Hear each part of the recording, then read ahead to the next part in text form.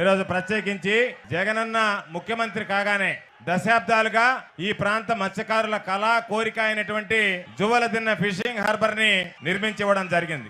ఎంతో మంది ముఖ్యమంత్రులు పనిచేసినా, ఎంతో మంది మాటలు చెప్పినా జువ్వలదిన్నె ఫిషింగ్ హార్బర్ ని సంపాదించినటువంటిది ఒకే ఒక్కడు జగనన్న ఒక్కడే. ఈ రోజు జువ్వలదిన్నె ఫిషింగ్ హార్బర్ ని సాధించి ఈ రోజు మనకు అందించడం జరిగింది. జీవో మా నాయన అడ్డం పెట్టుకుని నేను జీవో తెచ్చాను.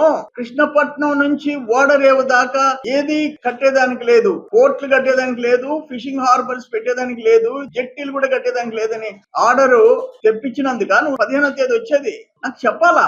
అక్కడ రామాయపట్నం పోర్టు అక్కడ నిర్మించాలా అని చెప్పి మహీధర్ రెడ్డి, కిరణ్ కుమార్ రెడ్డి ప్రయత్నం చేస్తే దానికి కూడా ఈ జీవో అడ్డం వచ్చింది. అప్పుడు మేము వెంకయ్యనాయుడు గారి దగ్గరికి వెళ్ళి ఫిషింగ్ హార్బర్ కోసం వెంకయ్యనాయుడు గారి దగ్గరికి బీద మస్తాన్ రావు గారు, బీద రవిచంద్ర, నేను ఢిల్లీకి పోయి వెంకయ్యనాయుడు గారిని అప్రోచ్ అయిన తర్వాత మేము ఈ జీవో అమెండ్ చేసేస్తున్నాము, జువ్వలదిన్నె ఫిషింగ్ హార్బర్ శాంక్షన్ చేయించండి అంటే అప్పుడు ఆయన మాట్లాడి ఆ డిపార్ట్మెంట్ తో మాట్లాడి ఇది government of India ministry of agriculture and farmers welfare department of fisheries, అప్పుడు హర్షవర్ధన్ అని సెక్రటరీగా ఉన్నాడు, సెంట్రల్ మినిస్టర్, కేంద్ర మంత్రి హర్షవర్ధన్. వెంకయ్య నాయుడు గారు ప్రత్యేక చొరవ చూపాడు సూచనలతో. అప్పటి కేంద్ర మంత్రి హర్షవర్ధన్ గారు మాకు బాగా సహకరించాడు. ఆయన జీవో ఇప్పించిన దాకా 2019 మార్చి 7వ తేదీ 288 కోట్లకి బ్లూ రివల్యూషన్ కింద జీవో ఇప్పించిన దాకా వెంకయ్య నాయుడు గారు కూడా నిద్రపోవాలి.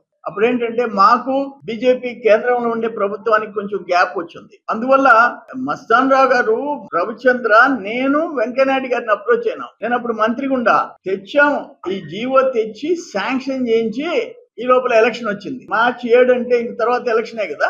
ఎవరు జువ్వలదిన్నె హార్బర్ తెచ్చింది ఎవరు? మీరు కాంట్రాక్టర్లకు ఇచ్చి డబ్బులు అనుకున్నారు అంతే. శాంక్షన్ చేయించింది మేము, సెంట్రల్ గవర్నమెంట్ ఫండింగ్ తెచ్చింది మేము, జీవో తెచ్చింది మేము. మీరు తెచ్చిన 2008లో పోర్టు నుంచి, కృష్ణపట్నం పోర్టు నుంచి అక్కడి వరకు వాడరేవు వరకు ఎలాంటి నిర్మాణాలు చేసేదానికి లేదని ఇచ్చిన జీవోని క్యాన్సిల్ చేసి సెంట్రల్ గవర్నమెంట్ బ్లూ రివల్యూషన్ లో కేంద్ర మంత్రి హర్షవర్ధన్ గారి దగ్గర వెంకయ్య నాయుడు గారి సహకారంతో ఆ జీవో తెచ్చి అమౌంట్ శాంక్షన్ చేయించాం, 288 కోట్లు.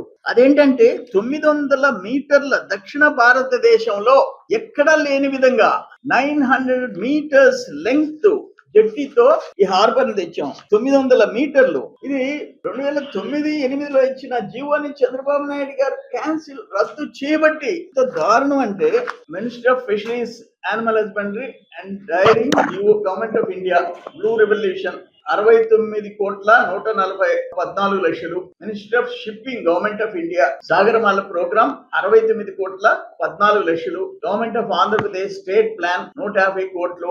మొత్తం 288,80 లక్షలు. Major components of the project jetty 909 మీటర్లు, బ్రేక్ వాటర్స్ 1455 మీటర్లు, డ్రెడ్జింగ్ అండ్ రిక్లమేషన్ వర్క్స్. ఇవన్నీ మీరు తెచ్చారా?